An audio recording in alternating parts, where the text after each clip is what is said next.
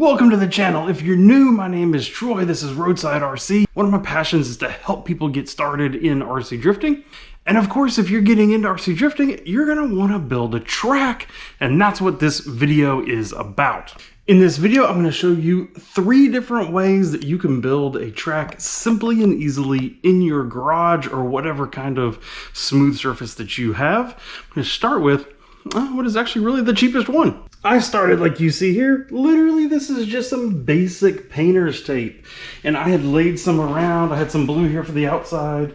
Part of my figure 8 here was some white on the inside. Honestly, it doesn't matter what tape you were using. I've even dabbled some here with this like red and white caution tape, but it was a little bit of a pain in the tail to work with, if I'm honest. This is how I got started. You can tell that it looks bad now because honestly, this has been here for 2 or 3 years. But you can make a track in this way very, very easily, almost zero cost.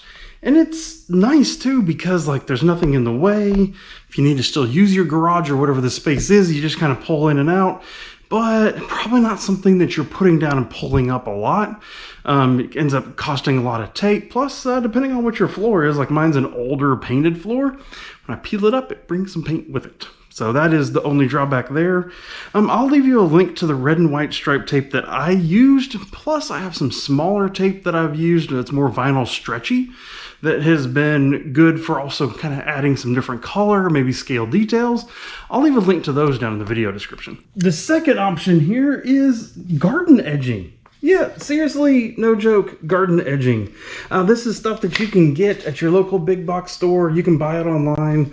Huge rolls of it just spooled up. It's this black material right here that you see. This is what, like the 1.5 to 2 inch variety, something like that. Turns out just the right size for drift cars. Check that out. I mean, literally, it's like tent scale. It's like they designed it that way. Very easy to use. You can bend it, you can curve it in any direction that you want. And then all we do is just tape it down with some duct tape and it holds. This is a great, great cheap way to make temporary track if you're out at some kind of event or something like that. Really, really works really well, and you can get a lot of distance and track for not a lot of cost. What you'll see that we did here that helps a lot is you buy the white duct tape and you just wrap the front side of it that you're planning on using, and it makes it look a lot nicer than that dull black that it normally comes with. But the truth is, it also does actually have some drawbacks because, you know, like I have my Chevelle here that I pull in and out of this side of the garage.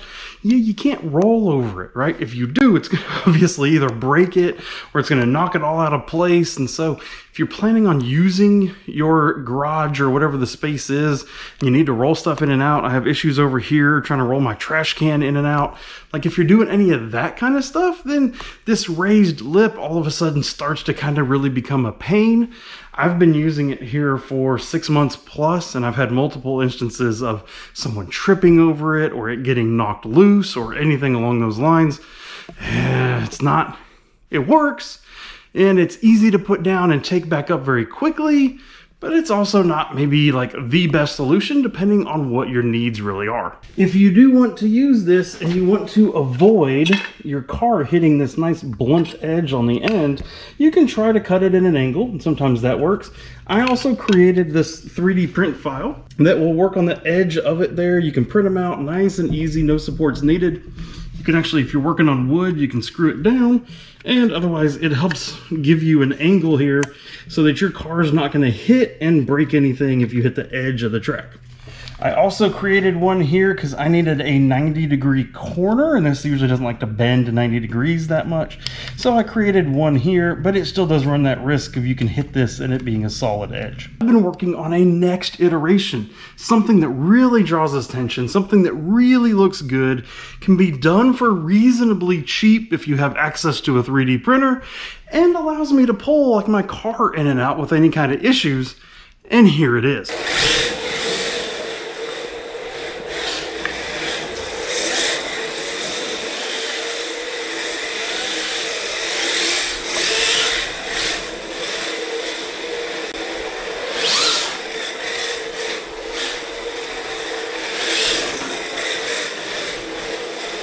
This is my new track idea right here. Check it out.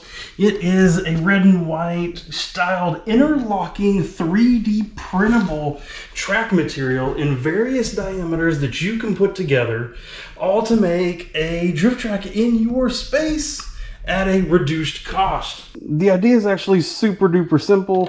I just used white and red PLA.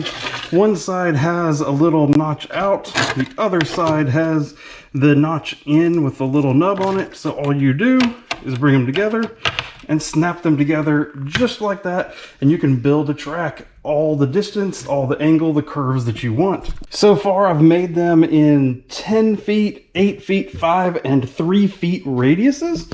This is actually the 3-foot radius all put together just as one steady loop. What you see here on the outside is actually a mix of 8 feet and 10 feet mixed together. They're all designed so that they can actually interlock, which means you can change radius mid-corner if you want to. It's actually, I'm still working on this section over here, but that's actually part of it. I'm gonna have some straight pieces that are gonna still connect out here. So it's actually gonna start straight.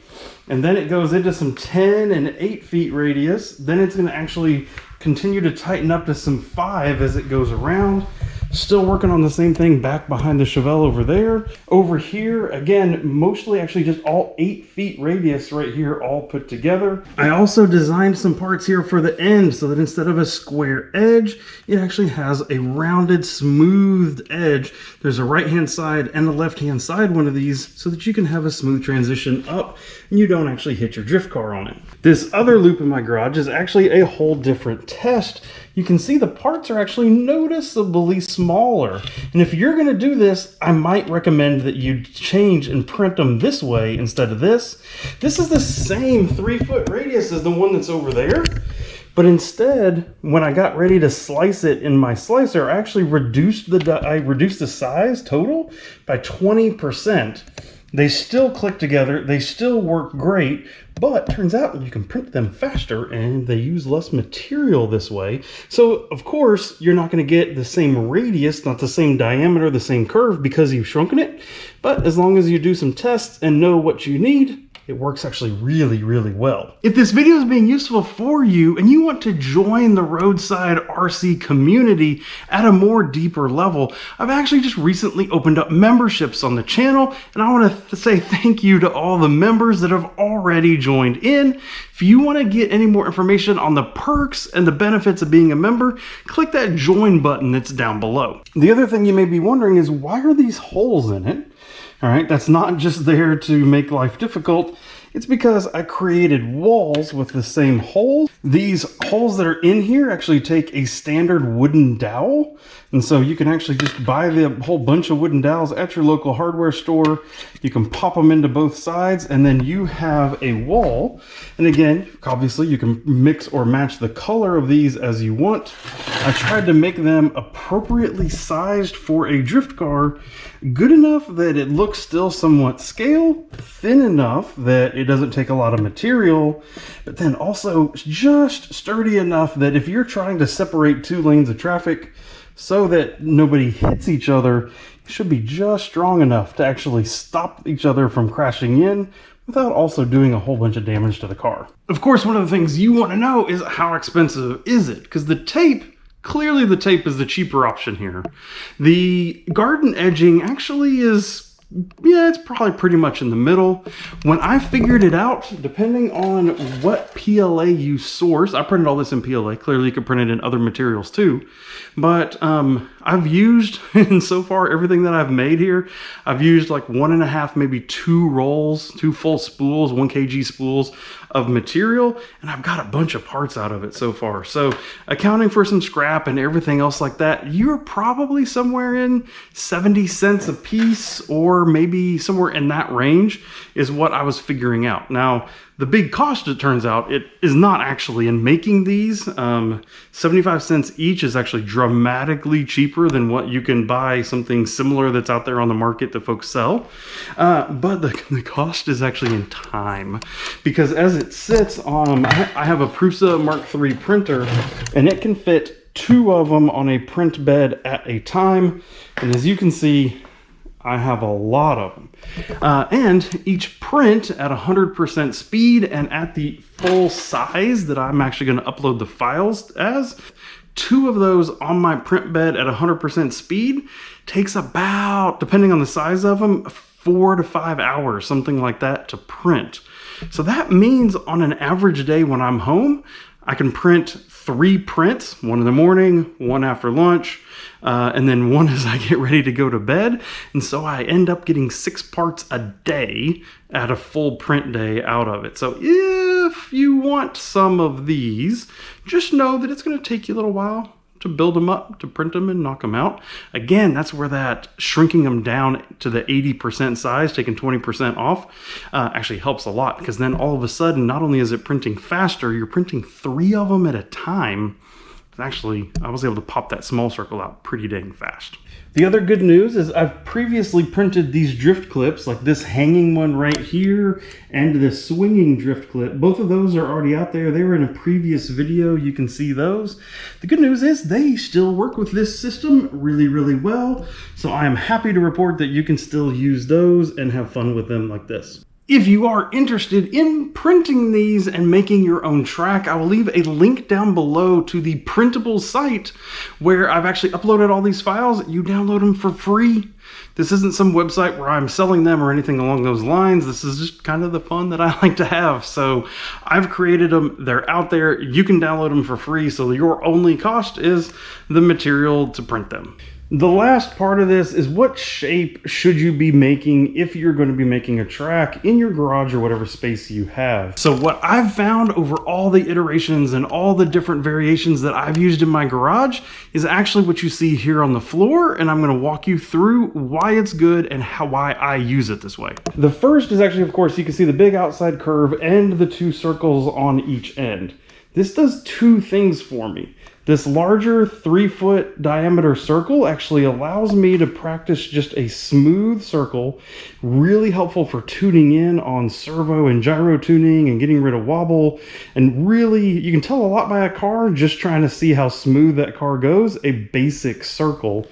Put this together with this, and what you can end up with is a beautiful figure 8, where again, you can get a lot of information about how does a car transition as you come one way and you need to kick it back the other direction. Tells you a lot about how a car handles.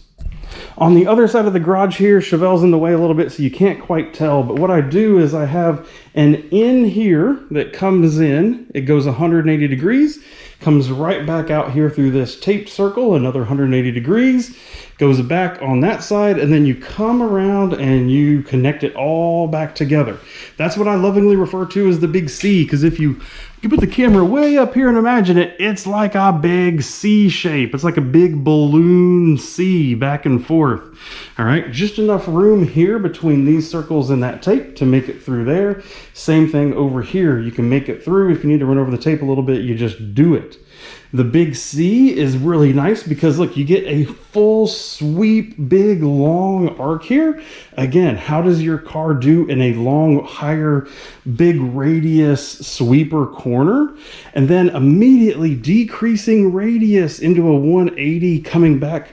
Again, tight transitions in here because we are just in a garage, so tight transitions, and then back out. So that big C shape can tell you a lot. If you move one of these circles over into the middle here, then you could end up doing your circle testing here as well, and you can get away with just that huge big C shape being really important for tuning on your vehicle. Like I said, all the links to the tape and the carpet and all the 3D printable materials is all going to be down in the video description so that you can go get those easily if you need them.